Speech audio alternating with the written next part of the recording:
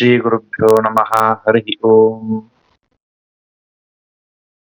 नारायणाय परिपूर्णगुणार्णवाय विश्वोदयस्थितिलयो नियतिप्रदाय ज्ञानप्रदाय विबुधा सुरसौख्यदुःखसत्कारणाय वितताय नमस्ते।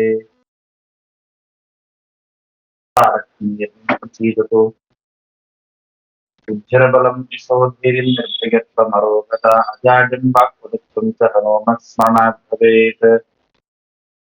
चित्रैः पदैश्च गम्भीरैः वाक्येन अनेरखण्डितैः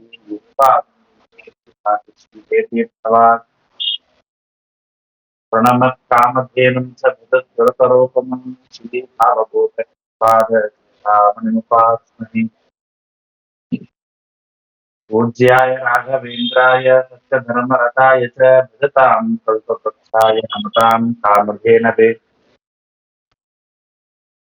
सत्यकामार्णवोद्भूतः श्रीमत्सत्येष्टसद्गुरुः सतां चिन्तामणिरेव चिन्तितार्थप्रदो भुवि।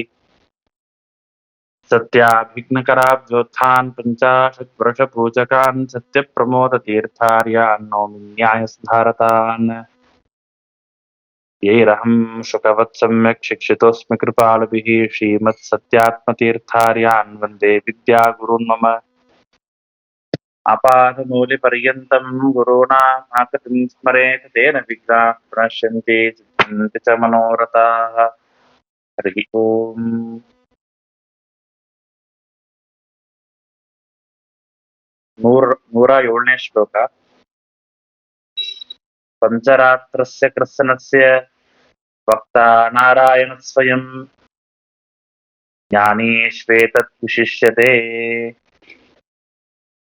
ಇಂದಿನ ಶ್ಲೋಕಗಳಲ್ಲಿ ಭಗವದ್ಗೀತದ ವಾಕ್ಯಗಳಿಂದಾಗಿ ಮಧ್ಯಾತೀಮಾಂ ನಮಸ್ಕುರು ಮಾಮೇ ವೈಶ್ಯಸ ಸತ್ಯಂತೆ ಪ್ರತಿಜಾನಿ ಪ್ರಿಯೋಸಿನಿ ಎಂಬುದಾಗಿ ಹೇಳಿದರು.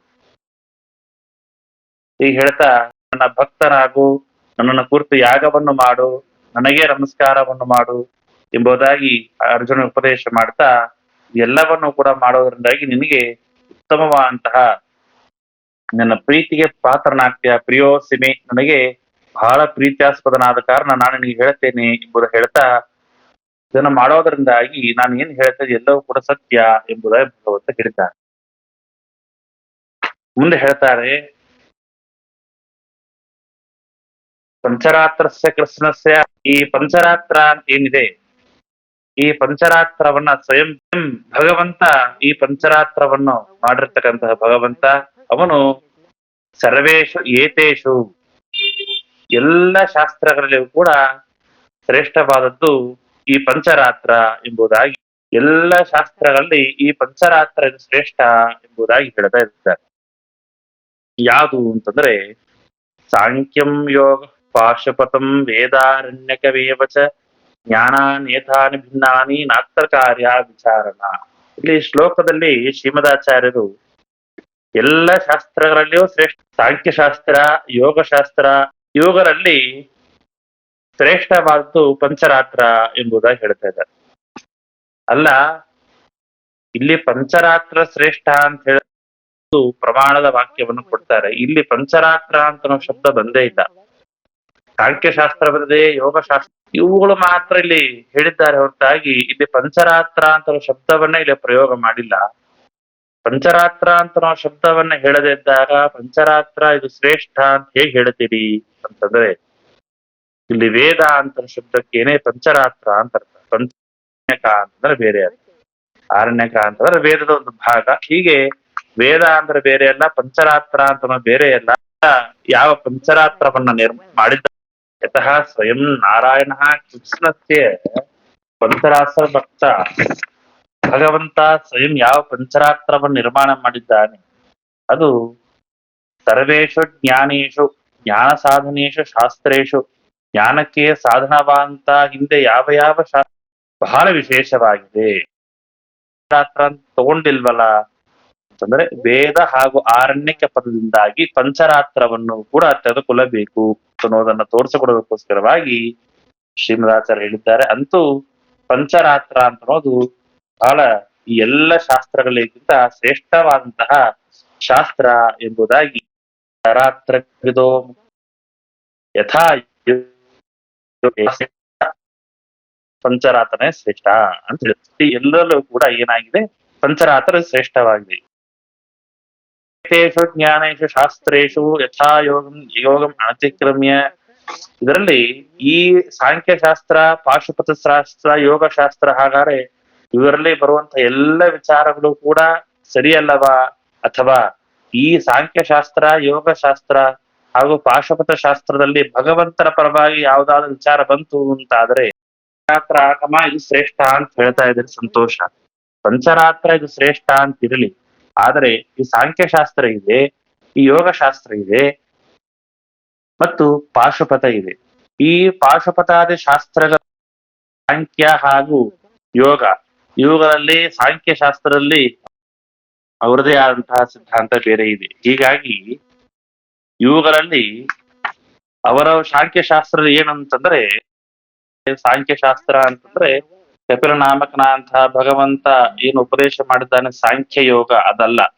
ಇದು ದುಷ್ಟ ಜನರ ಮೋಹನಕ್ಕೋಸ್ಕರ ಮಾಡಿರ್ತಕ್ಕಂತಹ ಸಾಂಖ್ಯಶಾಸ್ತ್ರ. ಯೋಗಶಾಸ್ತ್ರವೂ ಅಷ್ಟೇ ವಾದ ತಮೋಯೋಗ್ಯರಿಗೆ, ತಮಸ್ಸಿಗೆ ಯೋಗ್ಯರಾದಂತಹ ಜೀವರಾಶಿಗಳಿಗೆ ಮಾಡಿರ್ತಕ್ಕಂತಹ ಈ ಯೋಗಶಾಸ್ತ್ರ, ಸಾಂಖ್ಯಶಾಸ್ತ್ರ. ಸಾಂಖ್ಯಶಾಸ್ತ್ರದಲ್ಲಿ ಪ್ರಕೃತಿಗಳ ಜ್ಞಾನ ಇದು ಮೋಕ್ಷಕ್ಕೆ ಶಿವನ ಸರ್ವೋತ್ತಮತ್ವದಿಂದಾಗಿ ಮೋಕ್ಷ ಎಂಬುದಾಗಿ ಹೇಳ್ತಾ ಇದ್ದಾರೆ.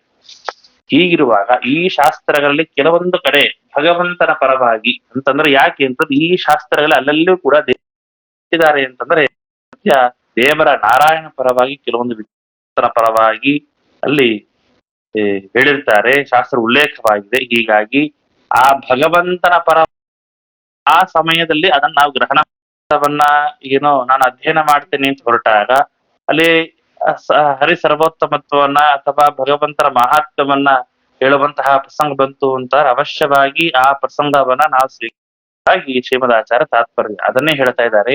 ಜ್ಞಾನೇಶು ಏತೇಶು ರಾಜೇಂದ್ರ ಸಾಂಖ್ಯ ಪಾಶುಪತಾದಿಷು ಯಥಾ ಯೋಗಂ ಯಥಾ ಸ್ವೀಕಾರ ಮಾಡಬಹುದು.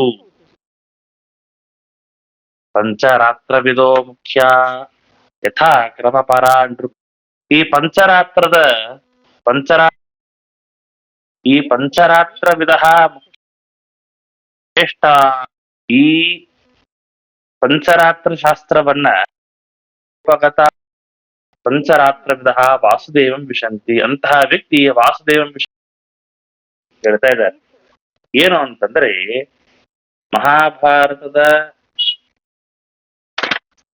ಮಹಾಭಾರತದಲ್ಲಿ ಬೇರೆ ಬೇರೆ ಪ್ರಸಂಗದಲ್ಲಿಯೂ ಕೂಡ ಈ ವಿಚಾರವನ್ನು ಹೇಳಿದ್ದಾರೆ. ಅಂದ್ರೆ ಶಾಸ್ತ್ರವನ್ನ ತಿಳಿದರ್ಥ ಕಾಲ ನಿಷ್ಠೆಯನ್ನು ಹೊಂದಿರ್ತಾರೆ, ಭಗವಂತನ ಪ್ರಾಪ್ನೋತಿ ಹೊಂದುತ್ತಾರೆ.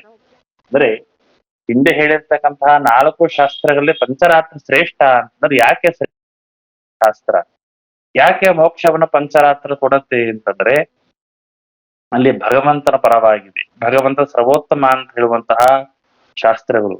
ಹೀಗಾಗಿ ಆ ಭಗವಂತ ಅವರು ಮಾಡುವಂತಹ ಭಕ್ತಿಯಲ್ಲಿ ಶ್ರದ್ಧೆ ನಿಷ್ಠೆ ಶ್ರೇಷ್ಠವಾಗಿರುತ್ತೆ. ಹೀಗಾಗಿ ಅಂತಹ ಯಾವ ಉಪಾಸಕರಿರ್ತಾರೋ ಅವರು ವಾಸುದೇವರನ್ನ ಪ್ರಾಪ್ನೋತಿ ಹೊಂದುತ್ತಾರೆ.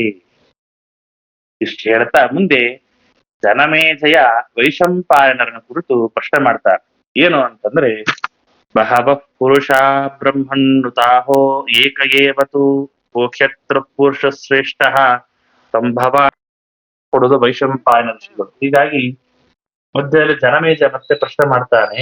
ಸರಿ, ಇಲ್ಲಿ ಆ ಪಂಚರಾತ್ರವನ್ನು ಬರೆದಿರ್ತಕ್ಕಂತಹ ಉತ್ತಮ ಅಂತಲಿಕ್ಕೆ ಇನ್ನೊಂದು ಪ್ರಮಾಣವನ್ನು ಹೇಳುತ್ತಾ ಇಲ್ಲಿ ಜನಮೇಜ ಪ್ರಶ್ನೆ ಮಾಡ್ತಾನೆ.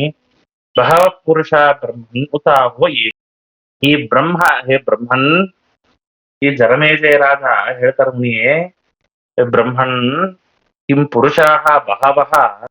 ಸರಿ, ಇಲ್ಲಿ ಅನೇಕ ಜನರು ಪುರುಷರಿದ್ದಾರೆ ಅಂತಾದ್ರೆ ಅಲ್ಲಿ ಉತ್ತಮನ ಅಂತಹ ಪುರುಷ ಯಾರು? ಸಂಭವ ಭಕ್ತಮರ್ಹಸಿ, ಶ್ರೇಷ್ಠರಾದ ಪುರುಷ ಅಂತಿದ್ದಾರೆ ಅಂತಾದ್ರೆ ಅವನು ಯಾರು?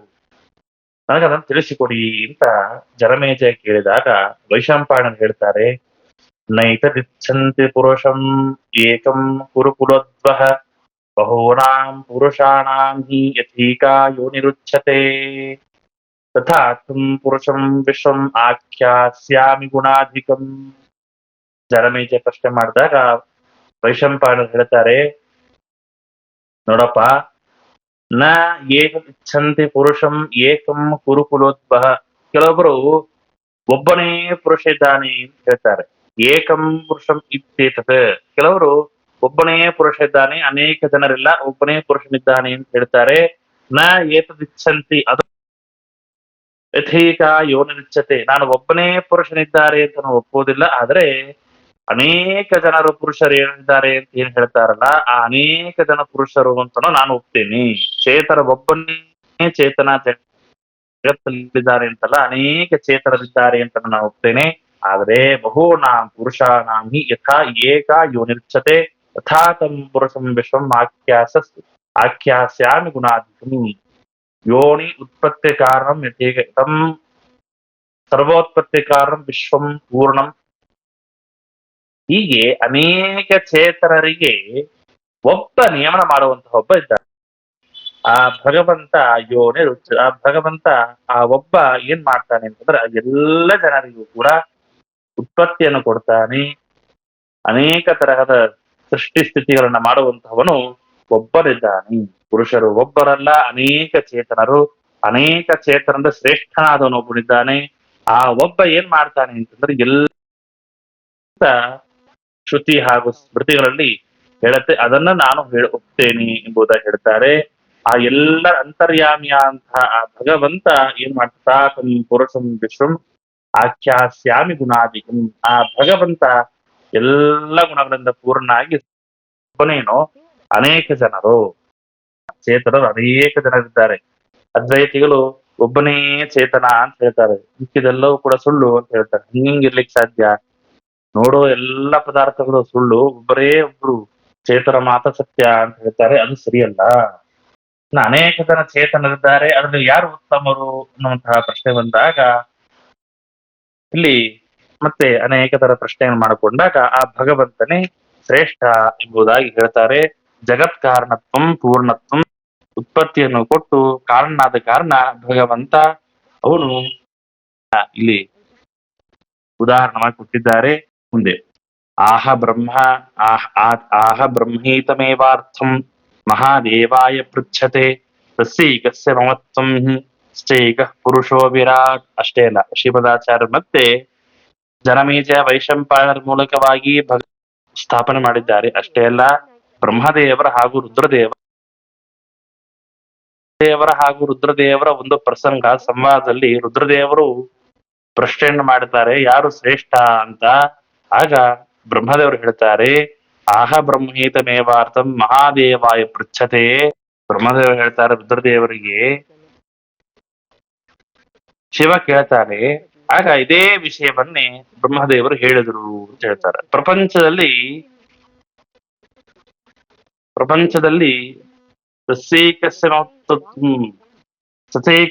ಏಕಸ್ಯ ತಸ್ಯ ಮಮತ್ವಂ ಮದೀಯಂ ಇತಿ ವಸ್ತು ಅಂತ ನಾವು ವ್ಯವಹಾರ ಮಾಡಿದ್ವಿ. ಇದು ಸಂಪೂರ್ಣವಾಗಿ ಅಧಿಕಾರ ಯಾರಿಗಿದೆ? ಇದು ನನ್ನ ವಸ್ತು ಅಂತ ಹೇಳಿಕ್ಕೆ ಯಾರಿಗೂ ಅಧಿಕಾರವಿಲ್ಲ. ಹೇಳ್ತಾರೆ, ಅಹಂ ಬ್ರಹ್ಮಾಚಾದ್ಯೇಶಃ ಪ್ರಜಾನಾಂ ತಸ್ಮಾತ್ ಜಾತಸ್ತ್ವಂ ಮತ್ತಃ ಪ್ರಸೂತ ಮತ್ತೋ ಜಗಸ್ಥಾವರಜಂಗಮಂ ಚ ಸರ್ವೇ ವೇದ ಸರ್ವಸ್ಯಾಶ್ಚ ಪುತ್ರ. ಹೇ ಪುತ್ರ. ಮತ್ತೆ ಅವರು ಬ್ರಹ್ಮದೇವರು ಮಗನಿಗೆ ತನ್ನ ಮಗನ ಅಂತ ರುದ್ರದೇವರು ಹೇಳ್ತಾರೆ, ಹೇ ಪುತ್ರ, ಅಹಂ ಜಾತಸ್ತ್ವಂ ಚ ಮತ್ತಃ. ಬ್ರಹ್ಮ ಅಂತಂದ್ರೆ ಬ್ರಹ್ಮನಾಮಕನ ಆ ಸರ್ವೋತ್ತಮನಂತ ಆ ಭಗವಂತ ಅಧಿಪತಿಯಾಗಿದ್ದಾನೆ. ಅಷ್ಟೇ ಅಲ್ಲ, ತಸ್ಮಾತ್ ಜಾತಸ್ತ್ವಂ ಚ ಅಂತ ಭಗವಂತ ಅಷ್ಟೇ ಅಲ್ಲ, ನನ್ನಿಂದ ನೀನು ಹುಟ್ಟಿದೆಯ. ಸೋಪನಿಷತ್ತು ಕೂಡ ನನ್ನ ಮೂಲಕವಾಗಿ ಇಲ್ಲಿ ಸರ್ವೋತ್ತಮ ಯಾರು ಅಂತ ಅನ್ನೋದು ಸಿದ್ಧವಾಗತ್ತೆ. ಅಷ್ಟೇ ಅಲ್ಲ, ಇದು ಬ್ರಹ್ಮದೇವರು ಮಜಂ ಪ್ರತ್ಯುದೀರಿತಂ ಬ್ರಹ್ಮೇಶಾನಾಧಿವಿದ್ದೇವೈ ಸಮೇತಿರ್ ಯದ್ಗುಣ ರಕ್ಷಾನೈಶ್ಚ ಸಂಪೂರ್ಣವಾಗಿ ಹೇಳಲಿಕ್ಕೆ ಸಾಧ್ಯನೇ ಇಲ್ಲ. ಯಸ್ಯ ಹರೇಹೇ ಗುಣಾಂಶಕಃ ಗುಣೈಕ ದೇಶಃ ಅವಸಾಯಿತು ಸಮಾಪಯಿತು ನ ಶಕ್ಯ. ನೋಡ್ರಿ, ಬ್ರಹ್ಮಾದಿ ಎಲ್ಲ ದೇವತೆಗಳು ಸೇರಿದ್ರು ಕೂಡ ದೇವರ ಗುಣಗಳಲ್ಲಿ ಧರ್ಮರಾಜನಿಗೆ ಹೇಳ್ತಾ ಸಯೇವ ಭಗವಾನ್ ಕೃಷ್ಣ ಅಂತಂದ್ರೆ ಅವನು ಆ ಕೃಷ್ಣನೇ ಇವನು ಸಂಪೂರ್ಣವಾಗಿ ಈ ಎಲ್ಲ ಗುಣಗಳ ಪೂರ್ಣ ಆದವನು ಅಂತ ಹೇಳ್ತಾರೆ. ಹಾಗಾದ್ರೆ ನೈವ ಕೇವಲ ಮಾಂಸಃ, ಆ ಭಗವಾನ್ ಕೃಷ್ಣ ಯಾರು?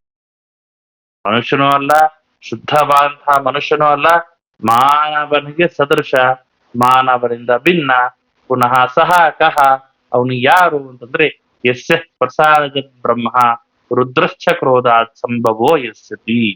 ನೋಡ್ರಿ, ಮನುಷ್ಯನೂ ಅಲ್ಲ ಅಂತರಿ, ಭಾರಿ ರುದ್ರದೇವರು ಹುಟ್ಟಿಸಿದನೋ, ಕೋಪದಿಂದಿದ್ದಾಗ ರುದ್ರದೇವರನ್ನು ಹುಟ್ಟಿಸಿದನೋ ಅಂಥವನು ಕೃಷ್ಣ.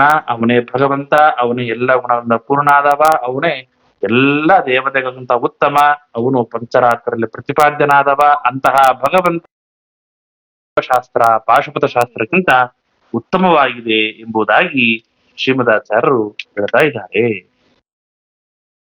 ವಚನಂ ಚೈವ ಕೃಷ್ಣಸ್ಯ ಜ್ಯೇಷ್ಠಂ ಕುಂತೀಸುತಂ ಪ್ರತಿ ರುದ್ರಂ ಸಮಾಶ್ರಿತಾ ದೇವಾ ರುದ್ರೋ. ಭಗವಂತ ವಚನಂ ಚೈವ ಕೃಷ್ಣಸ್ಯ ಜ್ಯೇಷ್ಠಂ ಕುಂತೀಸುತಂ ಪ್ರತಿ, ಜ್ಯೇಷ್ಠ ಕುಂತೀಸುತನಾಥ ಜ್ಯೇಷ್ಠ ಕುಂತಿ ಒಂದೊಂದು ಪ್ರಸಂಗದಲ್ಲಿ ಕೂಡ ಒಬ್ಬೊಬ್ಬರಿಗೆ ಭಗವಂತ ಉಪದೇಶವನ್ನು ಮಾಡಿದ್ದಾರೆ. ಒಂದೊಂದು ಬಾರಿ ಒಂದು ಸಲ ಕುಂತಿಗೆ, ಒಂದು ಸಲ ಅರ್ಜುನನಿಗೆ, ಒಂದು ಬಾರಿ ಧರ್ಮರಾಜರಿಗೆ, ಒಂದು ಬಾರಿ ಭೀಷ್ಮಾಚಾರ್ಯರಿಗೆ, ದ್ರೋಣಾಚಾರ್ಯರಿಗೆ, ಹೀಗೆ ಒಂದೊಂದು ಪ್ರಸಂಗದಲ್ಲಿ ಕೂಡ ಭಗವಂತ ತನ್ನ ಭಕ್ತರಿಗೆ ಉಪದೇಶವನ್ನು ಮಾಡಿದ್ದಾನೆ. ಹಾಗೆ ಧರ್ಮರಾಜನಿಗೆ ಉಪದೇಶ ಮಾಡುವಂತಹ ಪ್ರಸಂಗದಲ್ಲಿ ಹೇಳ್ತಾರೆ, ನೋಡಪ್ಪ ಧರ್ಮರಾಜ, ನಾನು ಹೇಳುವಂತಹ ಮಾತನ್ನ ಕೇಳು. ಏನು ಅಂತಂದ್ರೆ ರುದ್ರಂ ಸಮಾಶ್ರಿತ ದೇವ ರುದ್ರೋ ಬ್ರಹ್ಮಾನ ದೇವ ಸಮಾಶ್ರಿತ ರುದ್ರಂ. ಎಲ್ಲ ದೇವತೆಗಳು ಕೂಡ ರುದ್ರದೇವರನ್ನು ಆಶ್ರಯಿಸಿಕೊಂಡಿರ್ತಾರೆ. ರುದ್ರದೇವರು ಬ್ರಹ್ಮಾನ ಕಿಂಚಿತ್. ನಾನು ಯಾರನ್ನ ಆಶ್ರಯಿಸಿಕೊಂಡಿಲ್ಲ ಅಂತಂದ್ರೆ ಏನ್ ಅರ್ಥ ಅಂತಂದ್ರೆ, ನನಗೆ ಅಧಿಕಾರಿಯಾದವರು, ನನಗೆ ತಾತ್ಪರ್ಯ ಎಂಬುದಾಗಿ ಭಗವಂತ ಹೇಳ್ತಾ ಇದ್ದಾನೆ. ಯಥಾ ಶಿತಾನಿ ಜ್ಯೋತಿಂಷಿ ಜ್ಯೋತಿಶ್ರೇಷ್ಠಂ ದಿವಾಕರಂ ಏವಂ ಮುಕ್ತ ಗುಣ ಸರ್ವೇ ವಾಸುದೇವಂ ಪಾಶ್ರಿತಾ. ಯಾವ ರೀತಿಯಾಗಿ ಯಥಾಶಿತಾನಿ ಜ್ಯೋತಿಂಷಿ ಜ್ಯೋತಿಶ್ರೇಷ್ಠಂ ದಿವಾಕರಂ, ಯಾವ ರೀತಿಯಾಗಿ ಜ್ಯೋತಿ ಸಣ್ಣ ಪುಟ್ಟ ಬೆಳಕುಗಳು ಏನಾಗತ್ತೆ ಅಂತಂದ್ರೆ ಹೇಗೋ ಹಾಗೆ ಏವಂ ಮುಕ್ತ ಗುಣಾಹ ಸರ್ವೇ, ಅದೇ ರೀತಿಯ ಮುಕ್ತ ಗಣಗಳು, ಮುಕ್ತರಿಗೆ ಮೋಕ್ಷಕ್ಕೆ ಯೋಗ್ಯರಾದಂತಹ ಜೀವರಾಶಿಗಳು ಅಂತ ಎಷ್ಟೋ ಜನ ಇದ್ದಾರೆ. ಅವರೆಲ್ಲ ಯಾರನ್ನ ಆಶ್ರಯಿಸಿಕೊಂಡಿದ್ದಾರೆ ಅಂತಂದ್ರೆ ವಾಸುದೇವ ಉಪಾಶ್ರಿತ, ವಾಸುದೇವನ ಅಂತ ನನ್ನನ್ನು ಆಶ್ರಯಿಸಿಕೊಂಡಿದ್ದಾರೆ. ನೋಡಿ, ನಾವು ಏನಿದು ಅಂತಂದ್ರೆ, ಈಗ ಸೂರ್ಯನ ಬೆಳಕು ಇಲ್ಲದೇ ಇದ್ದಾಗ ನಾವು ಹಾಕುವಂತಹ ಮೊಬೈಲ್ ಟಾರ್ಚಿನ ಬೆಳಕು ನಮ್ಗೆ ಎದ್ದು ಕಾಣತ್ತೆ. ಸೂರ್ಯನ ಬೆಳಕು ಬಿಸಿಲು ಅಂತಂದ್ರೆ ಅಲ್ಲಿ ಪ್ರಧಾನವಾಗಿ ಸೂರ್ಯನ ಬೆಳಕುಗಳು ಏನಾಗತ್ತೆ ಅಂತಂದ್ರೆ, ಸೂರ್ಯನಿದ್ದಾಗ ಸೂರ್ಯನ ಕಿರಣಗಳನ್ನ ಆಶ್ರಯಿಸಿಕೊಂಡಿರತ್ತೆ. ಹೇಗೋ ಹಾಗೆ ಮುಕ್ತರಾದಂತಹ ಜೀವರಾಶಿಗಳು ಅನೇಕ ಜನರಿದ್ದಾರೆ. ಅವರನ್ನು ಯಾರನ್ನ ಆಶ್ರಯಿಸಿಕೊಂಡಿದ್ದಾರೆ?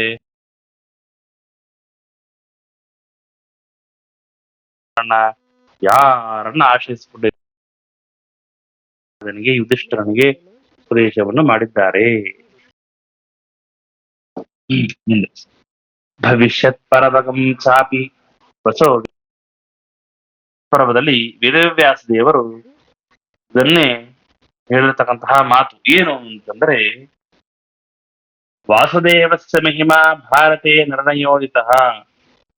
ಈ ಭಗವಂತನ ಮಹಿಮೆಯನ್ನೇ ಈ ವೇದವ್ಯಾಸ ದೇವರು ಅದನ್ನು ಹೇಳ್ತಾ, ತದರ್ಥಾಸ್ತು ಕಥಾ ಸರ್ವ,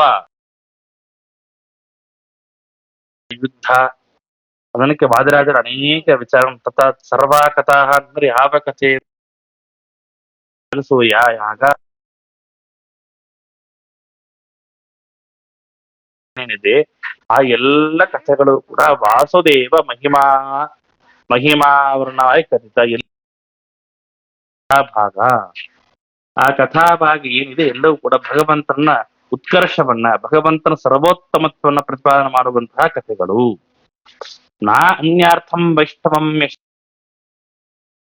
ಬೇರೆ ಆದಂತಹ ಯಾವ್ದಾರ ವಚನಗಳು ನನಗೆ ವಿರುದ್ಧವಾದಂತಹ ಅರ್ಥಗಳು ದೇವರ ಹರಿ ಸರ್ವೋತ್ತಮತ್ವಕ್ಕೆ ವಿರುದ್ಧವಾದ ಭಗವಂತನ ವಿಷ್ಣು ಸರ್ವೋತ್ತಮತ್ವಕ್ಕೆ ವಿರುದ್ಧವಾದಂತಹ ಅರ್ಥ ಎಲ್ಲಾರ ಕಂಡು ಬಂತು ಅಂತಾದರೆ ತನ್ಮಮ ಮನೀಷಿತಂ ಅದು ನನಗೆ ಸಂಬಂಧಪಟ್ಟದ್ದಲ್ಲ ಅಂತಂದ್ರೆ ನಾನು ಅದನ್ನ ಬರೆದಿದ್ದಲ್ಲ ಎಂಬುದಾಗಿ ವೇದವ್ಯಾಸ ದೇವರು ರಚನೆ ಮಾಡ್ತಾ ಇದ್ದಾರೆ ಹೇಳ್ತಾ ಇದ್ದಾರೆ ಅಂದ್ರೆ ಇದನ್ನು ಯಾಕೆ ವೇದವ್ಯಾಸ ದೇವರು ಹೇಳ್ತಾ ಇದ್ದಾರೆ ಇವತ್ತು ಏನಾದ್ರೂ ನಾವು ಮಹಾಭಾರತ ಪುಸ್ತಕವನ್ನು ನಾವು ಓದುವಂತಹ ಪ್ರಸಂಗದಲ್ಲಿ ಒಂದೊಂದು ಕಥೆಗಳ ವ್ಯತ್ಯಾಸಗಳ ಮಾಡಿ ದೇವರಿಗೆ ಭಗವಂತನಿಗೆ ಪ್ರಸಂಗ ಬರಬಹುದು ಅಥವಾ ಭೀಮಸೇನ ದೇವರ ಭಗವಂತನ ಭಕ್ತರ ಚರಿತ್ರೆಯಲ್ಲಿ ವ್ಯತ್ಯಾಸಗಳು ಕಂಡು ಬರಬಹುದು ನಡೆದಾಗ ಹಾಗಾದ್ರೆ ವೇದವ್ಯಾಸ ದೇವರ ಎಷ್ಟರ ಮಟ್ಟಿಗೆ ಹರಿ ಸರ್ವೋತ್ತಮತ್ವವನ್ನು ಸ್ಥಾಪನೆ ಮಾಡುತ್ತೆ ಅಂತಂದ್ರೆ ದೇವರ ಹೆಸರನ್ನ ಉದ್ದೇಶವಾಗಿಟ್ಟು ಭಗವಂತನ ವಿಶೇಷವಾದಂತಹ ಬೆಂಬಲ ಇದೆ ಭಗವಂತ ಈ ಪಾಂಡವರ ಪಕ್ಷದಲ್ಲಿ ನಿಂತಿದ್ದಕ್ಕೆ ಇವರಿಗೆ ಜಯ ಸಿಕ್ಕಿತು ಎನ್ನುವಂತಹ ಈ ಯಾವ ತಾತ್ಪರ್ಯ ಇದೆ ಇದು ಭಗವಂತನ ಉತ್ಕರ್ಷ ಭಗವಂತನ ಪರವಾಗಿದೆ ಅಂತ ಅನ್ನೋದು ಇಲ್ಲಿ ತಾತ್ಪರ್ಯ ಅನೇಕ ಮಹಾಭಾರತ ಎಲ್ಲ ಪ್ರಸಂಗದಲ್ಲಿಯೂ ಕೂಡ ಪಾಂಡವರಿಗೆ ಗೆಲುವು ಬಂತು ಪಾಂಡವರಿಗೆ ಜಯ ಆಯಿತು ಹೇಗೆ ಅಂತಂದ್ರೆ ಅವರು ಗೆದ್ದರು ಹೊರತಾಗಿ ಪಾಂಡವರ ಸ್ವಯಂ ಸಾಮರ್ಥ್ಯವಲ್ಲ ಇದು ತದರ್ಥಾಸ್ತ ಕಥಾ ಸರಬಾಹ ಅಂತರ್ಥ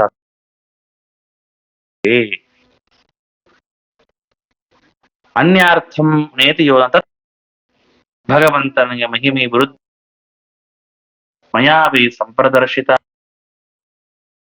ಈ ಮಹಾಭಾರತ ಗ್ರಂಥದಲ್ಲಿ ಹೇಳಲ್ಪಟ್ಟಂತಹ ಯಾವ ಮಹಾಭಾರತ ಇದೆ ಇದು ವೇದವ್ಯಾಸ ಹೇಳ್ತಾರೆ ತ್ರಿಭಾಷಾಭಿ ಕಥನೇ ಎಂಬುದಾಗಿ ಹೇಳ್ತಾ ಇದ್ದಾರೆ ಇಲ್ಲಿ ಈ ಮಹಾಭಾರತದಲ್ಲಿ ಈ ಭಗವಂತನ ಮಹಿಮೆಯನ್ನ ಹೇಳುವಂತಹ ಯಾವ ಪ್ರಸಂಗ ಇದೆ ಇದು ಸಮಾಧಿ ಭಾಷಾ ಅಂತ ಹೇಳ್ತಾರೆ ಉಕ್ತೋ ಯೋ ಮಹಿಮಾ ವಿಷ್ಣೋ ಸತು ಉಕ್ತೋ ಸಮಾಧಿನ ಭಗವಂತನ ಮಹಿಮೆಯನ್ನ ಹೇಳಿಕೊಡುವಂತಹ ಈ ಯಾವ ಪ್ರಸಂಗ ಇದೆ ಅದು ಸಮಾಧಿ ಭಾಷಾ ಅಂತಂದ್ರೆ ಏನರ್ಥ ಅಂತಂದ್ರೆ ಮನಸ್ಸನ್ನ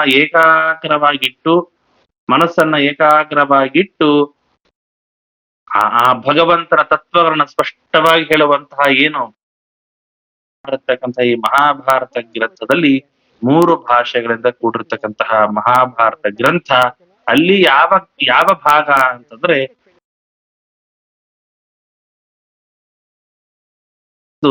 ಭಗವಂತನ ಮಹಿಮಾವನ್ನು ಹೇಳಿದ್ದೇನೆ ಶೈವ ದರ್ಶನ ಮಾಲಭ್ಯ ಕುಚಿಚ್ಛೈವಿ ಕಥೋದಿತ ಸಮಾಧಿ ಭಾಷೆಯೋಕ್ತಂ ಯತ್ ತತ್ಸರ್ವಂ ಗ್ರಾಹ್ಯಮೇವಹಿ ನೋಡ್ರಿ ಯಾವ್ಯಾವ ಭಾಷಾ ಅಂತಂದ್ರೆ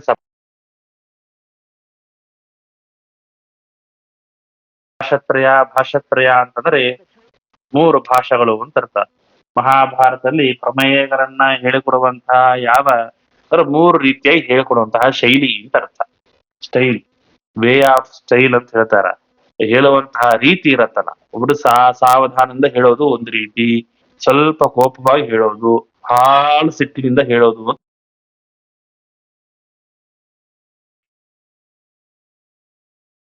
ಸಮಾಧಿ ಭಾಷೆಯಲ್ಲಿ ವೇದವ್ಯಾಸ ದೇವರು ಭಗವಂತನ ಮಹಿಮೆಯನ್ನ ಹೇಳಿದ್ದಾರೆ ಸಮಾಧಿ ಭಾಷಾ ಇನ್ನ ಶೈವ ದರ್ಶನ ಮಾಲಭ್ಯ ಕೃತಿಶೈವಿ ಕಥೋದಿತ ಅಂತ ಹೇಳ್ತಾರೆ ಇನ್ನ ಕೆಲವು ಕಡೆ ರುದ್ರದೇವರನ್ನ ಪ್ರಶಂಸಾ ಮಾಡೋ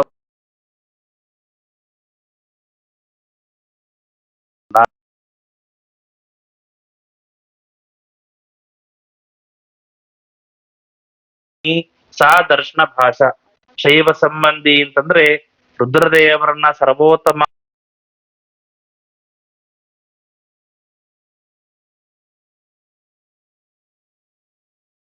ದರ್ಶನ ಭಾಷೆಯನ್ನ ಗ್ರಹಣ ಮಾಡಬಾರದು ಸಮಾಧಿ ಭಾಷೆಯೋಕ್ತಂ ಯತ್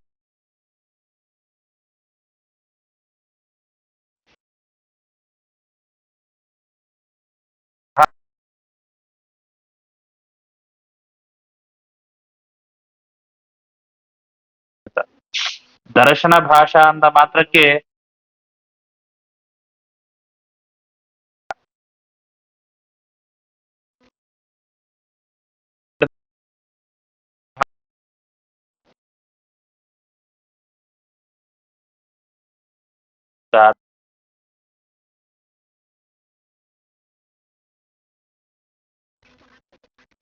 ಎಂಬುದಾಗಿ ಸಮಾಧಿ ಭಾಷೆಯ ಯತ್ ಪ್ರೋಕ್ತಂ ತತ್ಸರ್ವಂ ಗ್ರಾಹ್ಯಮಿತಿ.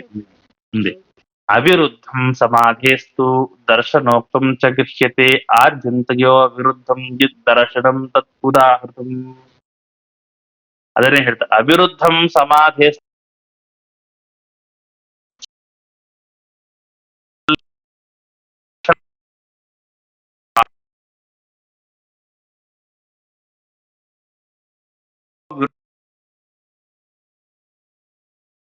ಆದಿ ಹಾಗೂ ಅಂತ್ಯ.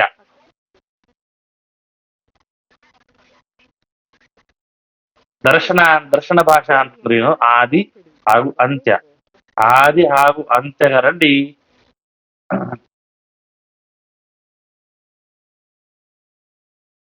ಆದಿ ಹಾಗೂ ಅಂತ್ಯ ಗ್ರಂಥ ಏನೋ ಪರದರ್ಶನ ಭಾಷಾಸೋ ಜ್ಞೇಯಂ ತದ್ ದರ್ಶನಂ ತ ಗ್ರಾಹ್ಯೋ ನಾರ್ಥೋ ವೈದಿಕಂತೂ ದರ್ಶನಂ ಗ್ರಾಹ್ಯಮೇವಚ ಅಂತ.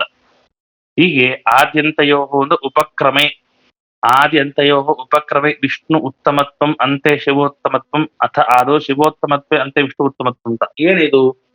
ದರ್ಶನ ಭಾಷಾ ಆದಿ ಹಾಗೂ ಅಂತ್ಯದಲ್ಲಿ ವಿರುದ್ಧ ಮುಗಿಸುವಾಗ ರುದ್ರದೇವರ ಸರ್ವೋತ್ತಮ ಅಂತ ಹೇಳಿ ಮುಗಿಸುವುದು ಇದು ಸರಿಯಾದದ್ದಲ್ಲ.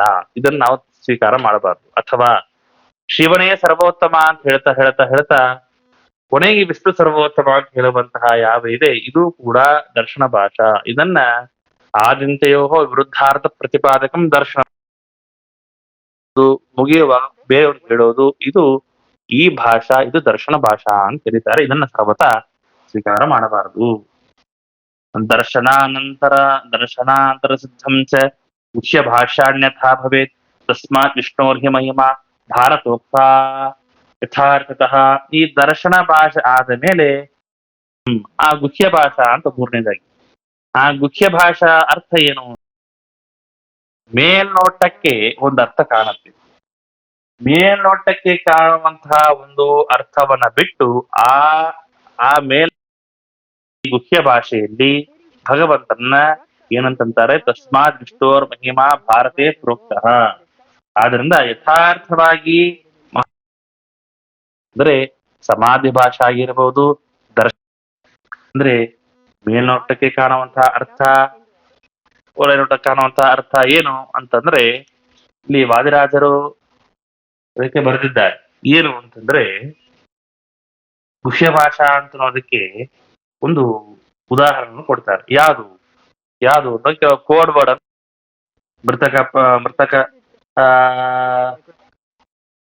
ಮೃತಕರ್ಪಟಂ ಕಾಕ ವಿಷ್ಟಾಸಮಾಯುಕ್ತಂ ಪಂಚಭೂತಾನಿ ಭಾರತ ಅಂತ. ಏನು ಇದು ಅಂದ್ರೆ ಉಚ್ಚಿಷ್ಟಂ ಶಿವನಿರ್ಮಾಲ್ಯಂ, ಪವಿತ್ರದ ವಸ್ತುಗಳು 5 ಅಂತ ಹೇಳ್ತಾರೆ. ಪವಿತ್ರವಾದ ವಸ್ತು ಶಿವನಿರ್ಮಾಲ್ಯ, ರುದ್ರದೇವರ ನಿರ್ಮಾಲ್ಯ, ವಾಂತಿ ಮತ್ತು ಇದು ಪವಿತ್ರವಾದ ವಸ್ತು ಅಂತ ಹೇಗಾಗತ್ತೆ ಅಂದ್ರೆ ಈ ಮೇಲ್ನೋಟಕ್ಕೆ ಹಂಗ ಕಾಣತ್ತೆ. ಅದೇ ಇದು ಮೇಲ್ನೋಟಕ್ಕೆ ಹೇಗ್ ಕಾಣತ್ತೆ? ಉಚ್ಚಿಷ್ಟಂ ಶಿವನಿರ್ಮಾಲ್ಯಂ ವಾಂತಂ ಚ ಮೃತಕರ್ಪಟಂ ಕಾಕವಿಷ್ಟ ಸಮಾಯುಕ್ತಂ. ಗ್ರಂಥಶಾಸ್ತ್ರಗಳಲ್ಲಿ ಇವಳನ್ನ ಪವಿತ್ರ ವಸ್ತು ಅಂತ ಹೇಳ್ತಾರೆ. ಇದು ಹೆಂಗ ಪವಿತ್ರವಾಗಿರ್ಲಿಕ್ಕೆ ಸಾಧ್ಯ ಅಂತಂದ್ರೆ ಒಳಗಿನ ಅರ್ಥ ಹೀಗಿದೆ. ಏನು? ಕರು ಎಂಜಲ ಹಾಲಿರುತ್ತೆ, ಆ ಹಾಲು ಉಳಿದಿರ್ತಕ್ಕಂತಹ ಏನು ಶೇಷ ಭಾಗ ಉಳಿದಿರುತ್ತೆ ಅದನ್ನ ನಾವು ಏನು ಹಾಲು ಕರೆದು ತಗೊಂಡು ಹೋಗ್ತೀವಿ. ಈ ಉಚ್ಚಿಷ್ಟ ಭಾಗ ಏನಿದೆ ಇದು ಪವಿತ್ರ. ಶಿವ ನಿರ್ಮಾಲ್ಯ ಅಂತಂದ್ರೆ ಏನ್? ಶಿವ ನಿರ್ಮಾಲ್ಯ ಅಂತಂದ್ರೆ ಗಂಗಾ ನದಿ, ರುದ್ರದೇವರ ತಲೆ ಮೇಲೆ. ಹೀಗಾಗಿ ಇಲ್ಲಿ ಶಿವ ನಿರ್ಮಾಲ್ಯ ಅಂತ ಶಬ್ದಕ್ಕೆ ಗಂಗಾ ಅಂತ ಅರ್ಥ. ಇನ್ನ ವಾಂತಿ ಅಂತ ಅರ್ಥ. ವಾಂತಿ ಜೇನುತುಪ್ಪವನ್ನ ತಾನು ತನ್ನ ಗೂಡಲ್ಲಿಟ್ಟಾಗ ಅದನ್ನ ನಾವು ತೆಗೆದುಕೊಂಡು ಬಂದು ನಾವು ತಿಂತೇವೆ. ಅಂತಹ ಜೇನು ಪವಿತ್ರ. ಇನ್ನ ಮೃತಕರ್ಪಟಂ ಅಂತಂದ್ರೆ ಯಾವುದು ಅಂತಂದ್ರೆ ಏನಪ್ಪಾ, ಹೆಣದ ಮೇಲೆ ಇರ್ತಕ್ಕಂತಹ ವಸ್ತ್ರ ಅಂದ್ರೆ ಏನು ಅಂತಾರೆ, ಇದು ರೇಷ್ಮಿ ವಸ್ತ್ರ ಅಂತ ಹೇಳ್ತಾರೆ. ಈ ಇಷ್ಟ ಸಮಾಯುಕ್ತ ಅಂತ ಹೇಳ್ತಾರೆ. ಅದು ಯಾವುದು ಅಂದ್ರೆ ಅಶ್ವತ್ಥ ವೃಕ್ಷ ಅಂತ ಹೇಳ್ತಾರೆ. ಕಾಗೆ ಒಂದು ಇಲ್ಲಿ ಸೇರತ್ತೋ ಅದು ಅಶ್ವತ್ಥ ವೃಕ್ಷ. ಹೀಗೆ 5 ಪವಿತ್ರ ಎಂಬುದಾಗಿ ಅರ್ಥ. ಇದು ಏನಂತ ಅರ್ಥ, ಇದು ಗುಹ್ಯ ಭಾಷಾ ಅಂತ ಅರ್ಥ. ನಾನು ಹೇಳುವಂತಹ ಅರ್ಥ ಒಳಗಿನ ಅರ್ಥ, ಗುಹ್ಯವಾದಂತಹ ಅರ್ಥ ಹೀಗಿದೆ ಅಂತ ನಾವೇನ್ ತೋರಿಸ್ಕೊಡ್ತೀವಲ್ಲ, ಇದು ಗುಹ್ಯ ಭಾಷಾ ಅಂತ ಹೇಳ್ತಾರೆ. ಅದೇ ಮೇಲೆ ಇನ್ನೊಂದು ಉದಾಹರಣೆಯನ್ನು ಕೂಡ ವಾದಿರಾಜರು ಕೊಡ್ತಾರೆ. ಅಶ್ವಶೂಲ ಜನಪದಾಹ ಶಿವಶೂಲ ಚತುಷ್ಪದಾಹ ಪ್ರಮದ ಶೂಲಿನ್ಯೋ ಭವಿಷ್ಯಂತಿ ಕಲೋ ಯುಗೆ. ಕಲಿಯುಗದಲ್ಲಿ 5 ನಿಷೇಧವಾಗಿದೆ, ನಿಗೂಢವಾದದ್ದು ಯಾವುದು ಅಂತಂದ್ರೆ, ಕಲಿಯುಗದಲ್ಲಿ ಅಶ್ವಶೂಲ ಜನಪದಾಹ ಆಗುವುದಿಲ್ಲಲ್ಲ ಅಂತಂದ್ರೆ, ಜನಪದಾಹ ಜನರು, ಅಶ್ವಶೂಲ ಅಂತಂದ್ರೆ ಅವ್ರು ಏನ್ ಮಾಡಬಾರ್ದು ಅಂದ್ರೆ ಕಲಿಯುಗದಲ್ಲಿ ಅನ್ನದ ಮಾರಾಟವನ್ನು, ಶೂಲ ಅಂತಂದ್ರೆ ವ್ಯಾಪಾರ ಅಂತ ಅರ್ಥ. ಅಶ್ವಶೂಲ ಅಂತಂದ್ರೆ ಅನ್ನದ ವ್ಯಾಪಾರವನ್ನ, ಜನಪದಾಹ ಅಂತಂದ್ರೆ ಜನರು ಮಾಡಬಾರದು. ಕಲಿಯುಗದ ಜನರು ಅನ್ನ ಮಾರಾಟ ಮಾಡಬಾರದು. ಚತುಷ್ಪದಾಹ ಶಿವಶೂಲಾಹ, ಈ 4 ವೇದಗಳನ್ನ ಶಿವಶೂಲಾಹ ಪ್ರಮಾದ ಕೇಶಶೂಲಿನ್ಯೋ ವ್ಯಭಿಚಾರ ವೃತ್ತಿಯನ್ನ ಮಾಡಬಾರದು. ಇದು ಈ ಗುಹ್ಯವಾದಂತಹ ಶ್ಲೋಕದ ಮೂಲಕವಾಗಿ ನಾವೇನು ತಿಳಿದುಕೊಳ್ಳುತ್ತೇವಲ್ಲ, ಹಾಗೆ ವೇದವ್ಯಾಸ ದೇವರು ತಮ್ಮ ಮಹಾಭಾರತದಲ್ಲಿ ಕೆಲವೊಂದು ವಿಚಾರವನ್ನ ಸಮಾಧಿ ಭಾಷೆಯಲ್ಲಿ ಕೆಲವೊಂದು ವಿಚಾರ ಹೇಳ್ತಾ ಇದ್ದಾರೆ. ಅದರಿಂದಾಗಿ ಈ ಸಂಪೂರ್ಣವಾದಂತಹ ಮಹಾಭಾರತದಂತೂ ಏನಾಯ್ತು, ಭಗವಂತನ ಕಥಾಭಾಗ ಅಂತ ಪ್ರಧಾನವಾಗಿ ಹೇಳಿಕೆ ಆಯ್ತು. ಮುಂದೆ ಇಷ್ಟೆಲ್ಲ ಹೇಳಿ ಭಗವಂತನ ಭಕ್ತರ ಚರಿತ್ರೆಯನ್ನ ಹೇಳ್ತಾರೆ. ಚರಿತ್ರೆ ಅಂದ್ರೆ ಕಥೆಗಳಲ್ಲ ಕೊಟ್ಟಾರೆ. ಸಸ್ಯಾಂಗಂ ಪ್ರಥಮಂ ವಾಯು. ಭಗವಂತ ತನ್ನ ಪ್ರಧಾನ ಸೇವಕನಾದಂತಹ ವಾಯುದೇವರನ್ನ ತಾನೇನ್ ಮಾಡ್ತಾನೆ, ಸೃಷ್ಟಿ ಮಾಡ್ತಾನೆ. ಅವತಾರಗಳನ್ನು ಕೂಡ ಮುಖ್ಯ ಪ್ರಾಣದೇವರು ಸೃಷ್ಟಿ ಮಾಡ್ತಾರೆ. ಆ ಮುಖ್ಯ ಪ್ರಾಣದೇವರು ಹನುಮಂತ, ಭೀಮ, ಕೇಶವಾಗ್ನಿಯ ಏಕೈಕ ಶಸ್ತ್ರಿಷು. ಅದಾದ ಮೇಲೆ ತ್ರೇತಾತ್ಯೇಷು ಭೂತಃ, ಮುಖ್ಯ ಪ್ರಾಣದೇವರು ಏನ್ ಮಾಡಿದ್ರು ಕೂಡ ಭಗವಂತನ ಒಂದೊಂದು ಅಂದ್ರೆ ಏಕೈಕಶಃ ಏಕೈಕೇನ ರೂಪೇಣ ಬೇರೆ ಬೇರೆ ರೂಪದಿಂದಾಗಿ ಬೇರೆ ಬೇರೆ ಹೆಸರಿನಿಂದಾಗಿ ದೇವರ ಸೇವೆಯನ್ನ ಮಾಡಿದ್ದಾರೆ. ಆದ ಹಾಗೆ ನೆಕ್ಸ್ಟ್ ಎರಡನೆಯ ಸೇವಕರು ಯಾರು ಅಂತಂದ್ರೆ ಭಾರತಿ. ದ್ವಿತೀಯಾಂಗಂ ಸೈವ ಚ ದ್ರೌಪದಿ ನಾಮ ಕಾಳಿ ಚಂದ್ರೇತಿ ಚೊಚ್ಯತೆ. ನಾನು ಶ್ರೀಹಿ ದ್ವಿತೀಯಾಂಗಮಿತಿ ಶ್ರೂಯತೆ. ಇಲ್ಲಿ ಈ ಶ್ಲೋಕದಲ್ಲಿ ಶ್ರೀರಿತ್ಯೇವ ಚ ಕೀರ್ತ್ಯತೆ ಅಂತ ಹೇಳ್ತಾರೆ. ಶ್ರೀ ಅಂದ್ರೆ ದ್ವಿತೀಯಾಂಗ, ದೇವರ 2ನೇ ಅಂಗ ಶ್ರೀ ಅಂತ ಹೇಳ್ತಾ ಇದೀವಿ. ಹೀಗಿರುವಾಗ ತತ್ ಕಥಂ ಸರಸ್ವತಿ ದ್ವಿತೀಯಾಂಗಂ. ಶ್ರೀ ಅಂತಂದ್ರೆ ಲಕ್ಷ್ಮೀ ದೇವಿ ದೇವರ 2ನೇ ಅಂಗ ಅಂತಿರುವಾಗ ಸರಸ್ವತಿ ಅಂತ ಅನ್ನೋದನ್ನ ಸರಸ್ವತಿ ದೇವರ ದ್ವಿತೀಯ ಅಂಗ ಅಂತ ಹೇಗೆ ಹೇಳ್ತೀರಿ ಅಂತಂದ್ರೆ, ಶಂ ರೂಪೇ ತರತೋ ರಥೇರ್ವಾಯು ಅಂತ. ಸರಸ್ವತಿ ದೇವಿಗೆ ಶ್ರೀ ಅಂತ ಯಾಕೆ ಕರೀತಾರೆ ಅಂದ್ರೆ, ಸುಖ ಸ್ವರೂಪೇ ವಾಯು ರಥೇಹೇ ರಮಣ ಸೇವ ಸರಸ್ವತಿಯೇವ ಶ್ರೀ. ಸುಖ ಸ್ವರೂಪರಾದಂತಹ ವಾಯುದೇವರಲ್ಲಿ ತಾನು ಯಾವಾಗೂ ರತಿಯಾಗಿದ್ದಾಳೆ. ರಮಣ ವಾಯು ಸಂರೂಪರಾದಂತಹ ಸುಖ ಸ್ವರೂಪರಾದಂತಹ ವಾಯುವಿನಲ್ಲಿ ರಥೇಹೇ ಯಾವಾಗ ರಥಿಯಾಗಿರ್ತಾಳೆ. ಆದ್ರಿಂದಾಗಿ ಈ ಮಹಾಭಾರತ ಪ್ರಸಂಗದಲ್ಲಿ ಆ ಸರಸ್ವತಿನೇ ದ್ರೌಪದಿ ಶ್ರೀಮದಾಚಾರ್ಯ ಹೇಳ್ತಾರೆ. ನೋಡಿ, ಇಲ್ಲಿ ಶ್ರೀ ಅಂತನೋ ಶಬ್ದಕ್ಕೆ ಯದ್ಯಪಿ ಲಕ್ಷ್ಮೀ ದೇವಿ ಅಂತ ಅರ್ಥ ಇದೆ, ಆದರೂ ಕೂಡ ಇಲ್ಲಿ ಶ್ರೀ ಅಂತನೋ ಶಬ್ದಕ್ಕೆ ಸರಸ್ವತಿ ಪರವಾಗಿ ಅರ್ಥವನ್ನು ಹೇಗೆ ಮಾಡಬೇಕು ಅಂತ ಅನ್ನೋದನ್ನ ಶ್ರೀಮದಾಚಾರ್ಯ ಬಹಳ ಚೆನ್ನಾಗಿ ತೋರಿಸ್ಕೊಟ್ಟಿದ್ದಾರೆ. ಅದಾದ ಮೇಲೆ ತೃತೀಯಾಂಗಂ ಹರೇ ಶೇಷಃ ಪ್ರಾದುರ್ಭಾವ ಸಮನ್ವಿತ ಪ್ರಾದುರ್ಭಾವ ನರಶ್ಚೈವ ಲಕ್ಷ್ಮಣೋ ಬಲಯೇವ ಚ. ಮೊದಲನೇದಾಗಿ ಸರಸ್ವತಿ ದೇವಿ, ಮೂರನೇದಾಗಿ ಯಾರು ಅಂತಂದ್ರೆ ಶೇಷ. ತೃತೀಯಾಂಗಂ ಹರೇ ಶೇಷಃ ಪ್ರಾದುರ್ಭಾವ ಸಮನ್ವಿತ. ಈ ಶೇಷದೇವರು 3ನೇ ಅಂಗ ಎಂಬುದಾಗಿ ಹೇಳ್ತಾ ಇದ್ದಾರೆ. ಪ್ರಾದುರ್ಭಾವ ಅಂದ್ರೆ ನರ ಹಾಗೂ ಲಕ್ಷ್ಮಣ ಅಂತಾದರೆ ಮೂರನೇ ಅಂಗ ಅಂತಾದ್ರೆ ಆ ಶೇಷದೇವರ ಅವತಾರ ಎಂಬುದಾಗಿ ಅರ್ಥ. ಇನ್ನ ರುದ್ರಾತ್ಮಕತ್ವ ಶೇಷ, ಈಗ ಈ ಶೇಷದೇವರು ಯಾರು ಅಂದ್ರೆ ಅತೀತ ರುದ್ರಾತ್ಮಕತ್ವ. ಈಗ ಶೇಷ ಪದ ಈ ಈ ಹಿಂದಿನ ಕಲ್ಪದಲ್ಲಿ ರುದ್ರನಾಗಿರ್ತಕ್ಕಂಥವರು ಆ ಶೇಷನಾಗಿರ್ತಾನೆ. ಈ ಶೇಷ ಹಿಂದಿನ ಕಲ್ಪ ರುದ್ರನಾಗಿರ್ತಾನೆ. ಆ ರುದ್ರನಾಗಿದ್ದಾಗ ಆ ರುದ್ರನ ಅವತಾರ ಶುಕಮುನಿಗಳು, ಅಶ್ವತ್ಥಾಮ ಇವರೆಲ್ಲರೂ ಕೂಡ ಶೇಷದೇವರ ಅವತಾರರೇ ಆಗಿದ್ದಾರೆ. ಅದರಿಂದಾಗಿ ಇವರೆಲ್ಲರೂ ಕೂಡ ಏನಾಗತ್ತೆ, ಮತ್ತೆ ಅವರೆಲ್ಲರೂ ಕೂಡ ಆ ಕಕ್ಷದಲ್ಲೇನೆ ಸೇರ್ತಾರೆ. ಇಂದ್ರೋ ನರಾಂಶ ಅದಾದ್ಮೇಲೆ ಅರ್ಜುನಾವತಾರದಲ್ಲಿ ಅರ್ಜುನ ಅಂದ್ರೆ ಪಾರ್ಥ ಅರ್ಜುನ, ಅದಾದ ಮೇಲೆ ಅವನಲ್ಲಿ ಏನಂತಂದ್ರೆ ಈಶತ್ ತದಾತ್ಮಕ ಈಶ ಅಂತಂದ್ರೆ ಈಶತ್ ಸ್ವಲ್ಪ ಶೇಷದೇವರ ಅಂಶ ಅಂತ. ಅಂದ್ರೆ ಈಗ ಏನಂತಾಯ್ತು, ತೃತೀಯ ಅಂಗದಲ್ಲಿ ಒಂದು ಚೂರು ಸ್ಪಷ್ಟ ಮಾಡ್ಕೊಳ್ರಿ. ಮೂರನೇ ಅಂಗ ಶೇಷದೇವರು ಅಂತ ಹೇಳಿದ್ರು.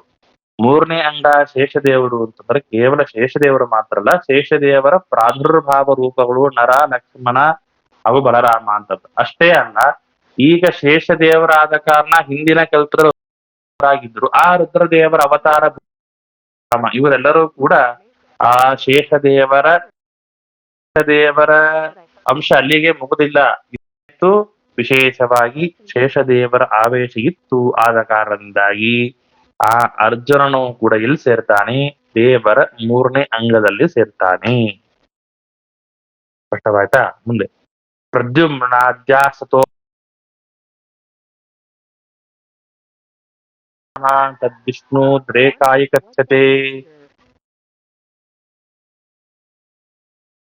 ಪ್ರದ್ಯುಮ್ನವೇ ಮೊದಲಾದವರೆಲ್ಲರೂ ಕೂಡ ಕ್ರಮವಾಗಿ ಅನಂತವಾಗಿ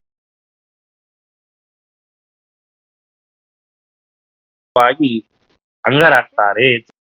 ಎಲ್ಲರೂ ಕೂಡ ಕ್ರಮವಾಗಿ ಭಗವಂತನ ಅಂಗರೇ ಆಗಿದ್ದಾರೆ.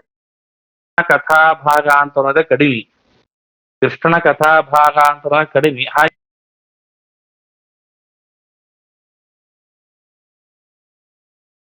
ಭಕ್ತರನ್ನ ಹೇಳುವ ಈ ಮಹಾಭಾರತ ಗ್ರಂಥ ಅಂತಾರೆ ಭಗವಂತರನ್ನ ಕೊಂಡಾಡುವಂತಹ ಗ್ರಂಥ ಅಂತ ಅನ್ನೋದೇ ಅರ್ಥ. ಚರಿತಂ ವೈಷ್ಣವಾನಾಂ ತದ್ ವಿಷ್ಣುದ್ರೇಕಾಯ ಕರ್ತತೆ.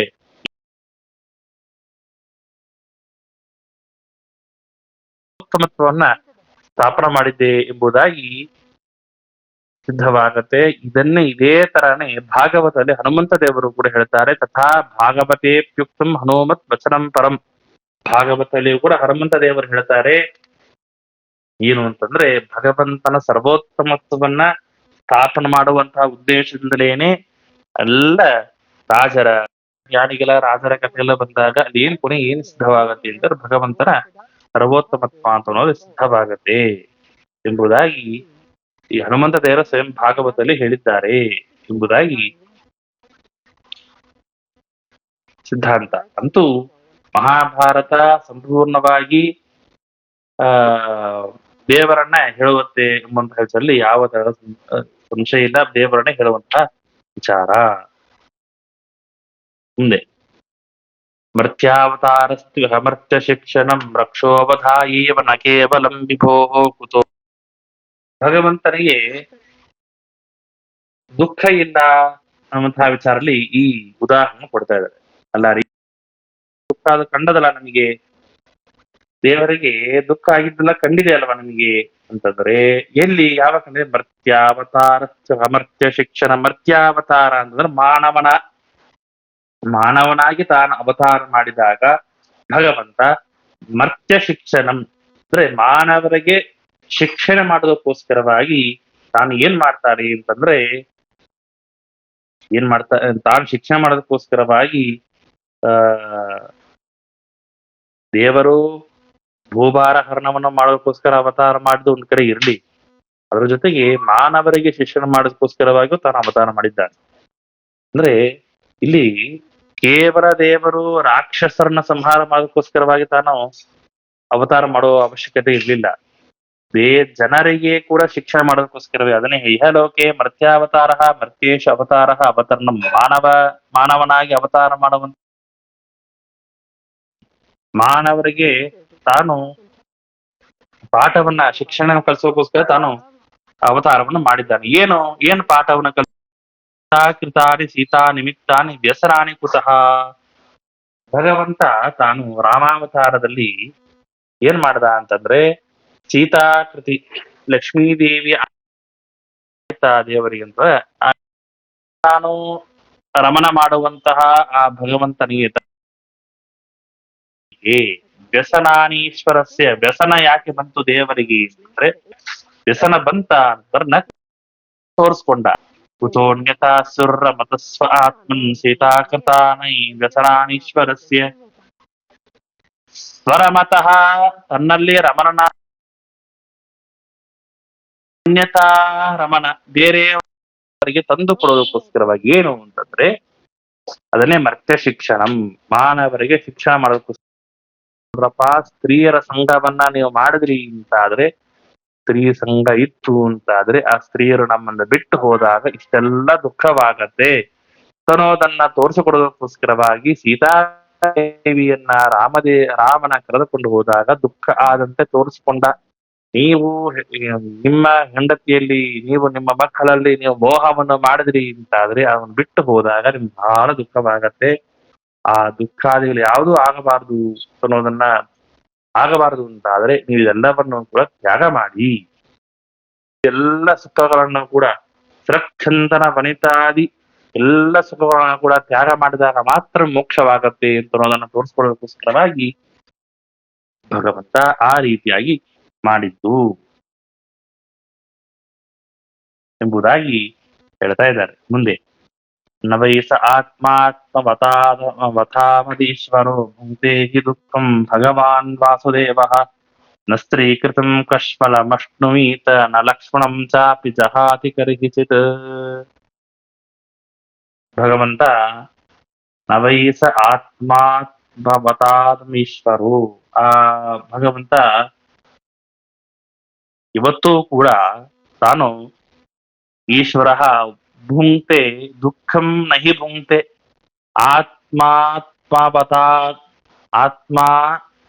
ಆತ್ಮವತಾಂ ಅಧೀಶ್ವರ. ಈ ಅಂತಂದ್ರೆ ಎಲ್ಲ ಗುಣಗಳಿಂದ ಸಂಪೂರ್ಣಾದ ಷಡ್ಗುಣೈಶ್ವರ ಸಂಪನ್ನ ಅಂತ ಭಗವಂತ ದುಃಖಂ ನೈವ ಭುಂಕ್ತೆ, ಯಾವತ್ತೂ ಕೂಡ ದುಃಖವನ್ನ ತಾನ ಭೋಗ ಮಾಡಿಲ್ಲ. ಯಾರು? ಭಗವಾನ್ ವಾಸುದೇವ. ಭಗವಂತ ಯಾವತ್ತೂ ಕೂಡ ದುಃಖವನ್ನು ತಾನು ಭೋಗ ಮಾಡಿದವನಲ್ಲ. ಇದು ಎಲ್ಲ ಸ್ಥಿತಿರೋ ಪ್ರಸಿದ್ಧವಾಗಿದೆ. ಅಷ್ಟೇ ಅಲ್ಲ, ಅಸ್ತ್ರೀಕೃತಂ, ಅಷ್ಟೇ ಅಲ್ಲ, ಆ ಸೀತಾದೇವಿ ವಿಯೋಗದಿಂದಾಗಿ ಅವನ ದುಃಖ ಅಂತನೋ ತಾನು ಇವತ್ತೂ ಕೂಡ ಆಗಿಲ್ಲ. ನಸ್ತ್ರೀಕೃತಂ ಕಶ್ಮಲಮಶ್ನುವೀತ, ಮಡದಿಯ ಅಂತ ಸೀತಾಕೃತಿಯನ್ನ ಸೀತಾದೇವಿಯನ್ನ ತಾನು ಕರೆದುಕೊಂಡು ಹೋದ ಅಂತ ಹೇಳಿ ಅವನಿಗೆ ಇವತ್ತು ದುಃಖವಾಗಿಲ್ಲ. ನ ಲಕ್ಷ್ಮಣಂ ಚಾಪಿ ಜಹಾತಿ ಕರ್ಹಿಚಿತ್, ಅಷ್ಟೇ ಅಲ್ಲ, ಲಕ್ಷ್ಮಣನ ಯಾವತ್ತೂ ಕೂಡ ಲಕ್ಷ್ಮಣ ಮೇಲೆ ಕೋಪವನ್ನ ತೋರಿಸ್ಕೊಂಡಿಲ್ಲ. ಅಂದ್ರೆ ದೇವರಿಗೆ ದುಃಖ ಇಲ್ಲ, ಕೋಪ ಇಲ್ಲ, ಯಾವುದೂ ಇಲ್ಲ ಅಂತ ನೋಡಿ ಸಿದ್ಧವಾಗ್ತಾ ಇದೆ. ಎಲ್ಲರೂ ಇದೆಲ್ಲ ಯಾವಾಗ ಆಯ್ತು? ದೇವರಿಗೆ ಕ್ರೀಡಾದಿಗಳು ಶಿಷ್ಟನ ಅಂತ ಭಗವಂತನಿಗೆ ಯಾವಾಗ ಅವನಿಗೆ ಕೋಪಾದಿಗಳಾಯ್ತು? ಲಕ್ಷ್ಮಿಯ ಮೇಲೆ ಯಾವಾಗ ಕೋಪ ಮಾಡ್ಕೊಂಡ ಅಂತಂದ್ರೆ ಹೇಳ್ತಾರೆ, ಲಕ್ಷ್ಮಿಗೆ ದುರ್ವಾಸರನ್ನ ಒಳಗೆ ಬಿಡಬೇಡ ಅಂತ ರಾಮದೇವರು ಹೇಳ್ತಾರೆ. ದುರ್ವಾಸರನ್ನ ಒಳಗೆ ಬಿಡಬೇಡ ಅಂತ ಒಂದು ಪ್ರಸಂಗದಲ್ಲಿ ಹೇಳಿದಾಗ ಲಕ್ಷ್ಮಣ ರಾಮದೇವರ ಮಾತನ್ನ ಮೀರಿ ದುರ್ವಾಸರನ್ನ ಒಳಗೆ ಬಿಡ್ತಾನೆ. ಅವಾಗ ಕೋಪದಿಂದ ಶ್ರೀರಾಮದೇವರು ಲಕ್ಷ್ಮಣನ್ನ ಬೈತಾನೆ, ಪರಿತ್ಯಾಗ ಮಾಡ್ತಾನೆ ಅಂತ ರಾಮಾಯಣದಲ್ಲಿ ಒಂದು ಪ್ರಸಂಗ ಬರುತ್ತೆ. ಅದರ ಏನು ಅಂದು ಏನ್ ಸಿದ್ಧವಾಗುತ್ತೆ? ರಾಮಾಯಣ ಸಾಮಾನ್ಯ ಓದುವವರಿಗೆ ಅಂತೂ ದೇವರಿಗೆ ಕೋಪ ಇದೆ, ರಾಮದೇವರಿಗೆ ಅಂತೂ ಕೋಪ ಬಂತು. ಸೀತಾದೇವಿಯನ್ನ ಬಿಟ್ಟಾಗ ರಾಮದೇವ್ರ ದುಃಖವಾಯಿತು. ಹೀಗೆ ಎಲ್ಲವೂ ಕೂಡ ಬಂದಾಗ ಇದು ಹೀಗಿರುವಾಗ ಹೇಗೆ ಎಂತ ರಾಮ ಇವನು ಹೇಗೆ ದೇವರು ಅಂತ ಆಗ್ಲಿಕ್ಕೆ ಸಾಧ್ಯ ಅನ್ನುವಂತಹ ಪ್ರಶ್ನೆ ಬರುತ್ತೆ. ಸ್ವಾಭಾವಿಕವಾಗಿ ದೇವರಿಗೆ ಯಾವುದು ಕೂಡ ಇಲ್ಲ, ಯಾವುದು ಕೂಡ ಇಲ್ಲ. ಆದರೂ ಕೂಡ ಎಲ್ಲವನ್ನೂ ಕೂಡ ಮರ್ತ್ಯ ಶಿಕ್ಷಣಕ್ಕೋಸ್ಕರವಾಗಿ ಭಗವಂತ ತೋರಿಸಿಕೊಂಡಿದ್ದಾನೆ. ಯತ್ಪಾದ ಪಂಕಜ ಪರಾಗ ನಿವೇಶಕಾನಾಂ ದುಃಖಾನಿ ಸರ್ವ ಸರ್ವಾಣಿ ಲಯಂ ಪ್ರಯಾಂತಿ ಸಬ್ರಹ್ಮ ವಂದ್ಯ ಚರಣೋ ಜನಮೋಹನಾಯ ಸ್ತ್ರೀ ಸಂಗೀನಾಮಿತಿ ರತಿಂ ಪ್ರತಗಿಂಚಚಾರ. ಮತ್ತೆ ಹೇಳ್ತಾರೆ, ಯತ್ಪಾದ ಪಂಕಜ ಪರಾಗ ನಿಷೇವಕಾನ, ಯಾವ ಭಗವಂತನ ಪಾದಗಳನ್ನ ಸೇವನೆ ಮಾಡುವಂತಹ ಎಲ್ಲ ದೇವರ ಪಾದವನ್ನ, ಯತ್ಪಾದ ಪಂಕಜ ಪರಾಗ ನಿಷೇವಕಾನ, ಯಾವ ದೇವರ ಪಾದದ ಸೇವೆಯನ್ನ ಮಾಡೋದ್ರಿಂದ ಎಲ್ಲ ದುಃಖಗಳು ನಾಶವಾಗುತ್ತೋ, ಅಷ್ಟೇ ಅಲ್ಲ ಬ್ರಹ್ಮಾದಿ ವಂದ್ಯ ಚರಣ, ಯಾವ ಬ್ರಹ್ಮಾದಿ ಎಲ್ಲ ದೇವತೆಗಳು ಯಾವ ಭಗವಂತನ ಪಾದಿಯನ್ನ ಸೇವೆ ಮಾಡ್ತಾರೋ ಅಂತಹ ರಾಮ, ಅಂತಹ ಭಗವಂತ ಏನ್ ಮಾಡ್ತಾನೆ, ಜನಮೋಹನಾಯ, ಎಲ್ಲ ಅಂತಹ ರಾಮ, ಅಂತಹ ಕೃಷ್ಣ ಜನರಿಗೆ ಮೋಹನ ಮಾಡೋಕ್ಕೋಸ್ಕರವಾಗಿ ಸ್ತ್ರೀ ಸಂಗೀನಾಂ ರಥಿಂ ಪ್ರತಯುಂಶ್ಚಕಾರ, ಸ್ತ್ರೀಯಲ್ಲಿ ಸಂಘವಾದಂತೆ ಸ್ತ್ರೀಯರ ಮೇಲೆ ರಥ ಇದ್ದಂತೆ ತಾನು ತೋರಿಸಿಕೊಂಡ. ದೇವರಿಗೆ ಜಪಿ ಯಾವುದು ಇಲ್ಲ. ಯಾಕೆ ಬೇಕು ದೇವರಿಗೆ ಇದೆಲ್ಲ? ಯಾಕೆಂದ್ರೆ ದೇವರ ಪಾದವನ್ನ ಸ್ಮರಣ ಮಾಡೋ ಜನರಿಗೆ ಎಲ್ಲ ತರಹದ ದಾರಿದ ನಾಶವಾಗುತ್ತೆ. ಬ್ರಹ್ಮಾದಿ ದೇವತೆಗೆ ಅಂತಹ ಪದವಿ ಸಿಕ್ಕಿದೆ. ಯಾವ ಬ್ರಹ್ಮಾದಿ ದೇವತೆಗಳಿಗೆ ಯಾವ ದೇವರ ಪಾದವನ್ನ ಸ್ಮರಣ ಮಾಡ್ತಾರೋ ಅಂತಹ ಭಗವಂತನಿಗೆ ಈ ಯಾವ ಸ್ತ್ರೀಯರಿಂದ ಏನಾಗಬೇಕಾಗಿದೆ? ಯಾವುದು ಇಲ್ಲ. ಎಲ್ಲವೂ ದೇವರ ದುಷ್ಟ ಜನರ ಮೋಹನ ನಮತ್ಯರ್ಚಯತಿ ಸ್ತೌತಿ ವರಾನರ್ಚಯತಿ ಚ. ಭಗವಂತ ಜನರ ಮೋಹನಕ್ಕೋಸ್ಕರ ಏನೇನು, ಕೆಲವೊಮ್ಮೆ ಸರ್ವೋತ್ತಮ ಅಂತ ಸರ್ವೇಶ್ವರ ಅಂತ ಭಗವಂತ ಕೆಲವೊಮ್ಮೆ ದುರ್ಜನರ ಮೋಹನಕ್ಕೋಸ್ಕರ ಏನ್ ಮಾಡ್ತಾರೆ ಅಂದ್ರೆ, ಕೆಲವೊಂದ್ಸಲ ರುದ್ರದೇವರನ್ನ, ಕೆಲವೊಂದ್ಸಲ ಋಷಿಗಳನ್ನ, ಕೆಲವೊಮ್ಮೆ ದೇವತೆಗಳನ್ನ, ಕೆಲವೊಂದ್ಸಲ ಮನುಷ್ಯರನ್ನ ತಾನು ನಮಸ್ಕಾರ ಮಾಡಂತೆ ತೋರಿಸ್ಕೊಂಡಿದ್ದಾನೆ. ಫಲವನ್ನ ತಾನು ಎಲ್ಲವನ್ನು ಕೂಡ ಮಾಡಿದ್ದಾರೆ. ಸರ್ವಜ್ಞೋಪಿ ವಿಮೋಹಾಯ ಜನಾನಾಂ ಉತ್ತಮ ಲಿಂಗಂ ಪ್ರತಿಷ್ಠಾಪಯತಿ. ಈಗಿರುವ ಸರ್ವೇಶ್ವರ ಸ್ವತಂತ್ರೋಪಿ ಸರ್ವಸಕ್ ವಿಮೋಹಾಯ ಜನರಿಗೆ ವಿಮೋಹನಕ್ಕೋಸ್ಕರವಾಗಿ ಪುರುಷೋತ್ತಮನಾದವನು ಮಾಡಿದ್ದಾನೆ ಕೂಡ ಹೇಳ್ತಾರೆ. ತಸ್ಮಾತ್ ಯೋ ಮಹಿಮಾ ವಿಷ್ಣೋ ಸರ್ವಶಾಸ್ತ್ರೋತ ಸಹಿ ನಾದಿತ್ಯ ಶಾಸ್ತ್ರ ನಿರ್ಣಯ ಸಮುದಾಹೃತ. ಆದ್ರಿಂದಾಗಿ ತಸ್ಮಾತ್ ಯಹ ವಿಷ್ಣು ಯಹ ಮಹಿಮಾ, ಇಷ್ಟೆಲ್ಲ ಮಹಿಮೆ ಭಗವಂತನ ಇದೆ, ಭಗವಂತನ ಸರ್ವೋತ್ತಮತ್ವನ್ನೇ ಪ್ರತಿಪಾದನೆ ಮಾಡ್ತಾ ಇದೆ. ಆದ್ರಿಂದಾಗಿ ಇದೇ ಈ ಭಗವಂತನ ನಿರ್ಣಯವನ್ನೇ ಈ ಮಹಾಭಾರತ ಮಾಡ್ತಾ ಇದೆ. ಅಲ್ಲ, ಭಗವಂತ ಯಾವ ಪ್ರಸಂಗದಲ್ಲಿ ಭಗವಂತ ಅಂದ್ರೆ ಯಾವ್ಯಾವ ಪ್ರಸಂಗದಲ್ಲಿ ಎಲ್ಲಿ ವರವನ್ನ ಪಡೆದ ಅಂತಂದ್ರೆ, ಹರಿವಂಶದಲ್ಲಿ ಬರುವಂತಹ ಒಂದು ಪ್ರಸಂಗ. ಕೃಷ್ಣ ಪರಮಾತ್ಮ ಕೈಲಾಸ ಯಾತ್ರೆಯನ್ನು ಮಾಡ್ತಾನೆ. ಕೈಲಾಸ ಯಾತ್ರೆಯನ್ನು ಮಾಡುವಾಗ ರುದ್ರದೇವರಲ್ಲಿ ನನಗೆ ಮಗ ಬೇಕು ಅಂತ ರುದ್ರದೇವರ ವರವನ್ನ ಕೇಳ್ತಾನೆ. ಅದು ಒಂದು ರೀತಿಯಾದಂತಹ ಪ್ರಸಂಗ. ಅದೇ ರುದ್ರದೇವರ ವರವನ್ನು ಕೇಳುವಂತಹ ಪ್ರಸಂಗ, ರುದ್ರ ನಮಸ್ಕಾರ ಮಾಡುವಂತಹ ಒಂದು ಪ್ರಸಂಗ. ಅಷ್ಟೇ ಅಲ್ಲ, ರಾಮಕೃಷ್ಣಾದಿ ಅವತಾರಗಳಲ್ಲಿ ವಸುದೇವನಿಗೆ ನಮಸ್ಕಾರವನ್ನು, ದಶರಥ ತಂದೆ, ವಸುದೇವ ನನಗೆ ತಂದೆ ಅಂತೇಳಿ ಅವರಿಗೆ ನಮಸ್ಕಾರವನ್ನು ಮಾಡ್ತಾನೆ. ಅಷ್ಟೇ ಅಲ್ಲ, ಲಿಂಗಂ ಪ್ರತಿಷ್ಠಾಪಯಿತಿ, ರಾಮ ಮಾಡಿದ ಎಲ್ಲವೂ ಕೂಡ ಇದೇನಂತ ಅಸುರ ಜನರ ಮೋಹನಕ್ಕೋಸ್ಕರವಾಗಿ ಭಗವಂತ ಮಾಡಿದ್ದು. ಅಷ್ಟೇ ಅಲ್ಲ, ಈ ಅಸುರರ ಜೊತೆಗೆ ವರವನ್ನ ಪಡೆದ ಅಂತ ಹೇಳ್ತಾರೆ. ಅದು ಎಲ್ಲಿ ಅಂತಂದ್ರೆ, ಈ ಮಾರ್ಕಂಡೇಯ ಪುರಾಣದಲ್ಲಿ ಬರ್ತಕ್ಕಂತಹ ದೇವಿ ಮಹಾತ್ಮ್ಯದಲ್ಲಿ ಬರುವಂತಹ ಒಂದು ಪ್ರಸಂಗ. ದೇವಿ ಮಹಾತ್ಮೆಯಲ್ಲಿ ಬರ್ತಕ್ಕಂತಹ ಒಂದು ಪ್ರಸಂಗದಲ್ಲಿ ಅಲ್ಲಿ ಏನು ಅಂತಂದ್ರೆ, ತದಾದು ಅಸುರೋಘೋರು ಆ ಮಧುಕೈಟವರನ್ನ ಕೊಲ್ಲಬೇಕು ಅಂತ ಭಗವಂತ ಸಮಯದಲ್ಲಿ ಭಗವಂತ ಇಬ್ರು ಕೇಶವಂ, ಆ ಇಬ್ಬರು ಮಧು ಹಾಗೂ ಕೇಶವರು ಆ ಶ್ರೀಕೃಷ್ಣನಲ್ಲಿ ಹೇಳ್ತಾರಂತೆ, ನಿನ್ನ ಭಾರೀ ಯುದ್ಧದ ಪರಾಕ್ರಮ ಬಹಳ ಸಂತೋಷವಾಯಿತು. ಅಸುರರು ಕೃಷ್ಣನಿಗೆ ಕೇಳ್ತಾರಂತೆ. ಹೀಗೆ ಕೇಳಿದಾಗ, ಭವತಾ ಮಧ್ಯಮೇ ತುಷ್ಟೋ ಮಮ ವಧ್ಯಾಮುಭಾವಪಿ ಕಮನ್ಯೇನ ವರೇನಾತ್ರ ಏತಾವದ್ಯವೃತಂ ಮಯ. ಅಸುರರು ಏನ ಬರಬೇಕು ಅಂತ ಕೇಳಿದಾಗ ಆಗ ಭಗವಂತ ಹೇಳ್ತಾರೆ, ನೀವಿಬ್ಬರೂ ಕೂಡ ನನ್ನ ಕೈಯಿಂದ ನೀವು ಮೃತರಾಗಬೇಕು ಅಂತ. ಆವ ದಿಹಿನ ಎತ್ರೋ ಸ್ಥಳದಲ್ಲಿ ಕೊಂದು ಹಾಕ್ಬೇಕು ಅಂತ ಹೇಳ್ತಾರೆ. ಯಾವಾಗ ಭಗವಂತನ ವಿಷಯವನ್ನು ಹೇಳುವಂತಹ ಶಾಸ್ತ್ರವಲ್ಲ. ಅದರಿಂದಾಗಿ ಈ ಎಲ್ಲ ಶಾಸ್ತ್ರಗಳು ಮಹಾಭಾರತದಲ್ಲೂ ಕೂಡ ದೇವರ ಸರ್ವೋತ್ತಮತ್ವವನ್ನ ಸ್ಥಾಪನೆ ಮಾಡುವಂತಹ ಗ್ರಂಥವಾಗಿದೆ ಎಂಬುದಾಗಿ ಶ್ರೀಮದಾಚಾರ್ಯರು ಈ ಭಗವದ್ಗೀತಾ ವಾಕ್ಯಗಳ ಮೂಲಕವಾಗಿ ಪ್ರಮಾಣವನ್ನು ಕೊಟ್ಟು ಪಂಚರಾತ್ರದ ವಾಕ್ಯಗಳಲ್ಲೂ ಕೂಡ ಭಗವಂತನೇ ಸರ್ವೋತ್ತಮ ಅನ್ನುವಂತಹ ವಿಚಾರವನ್ನ ಸ್ಥಾಪನೆ ಮಾಡಿದ್ದಾರೆ. ಹರೇ ನಮಃ.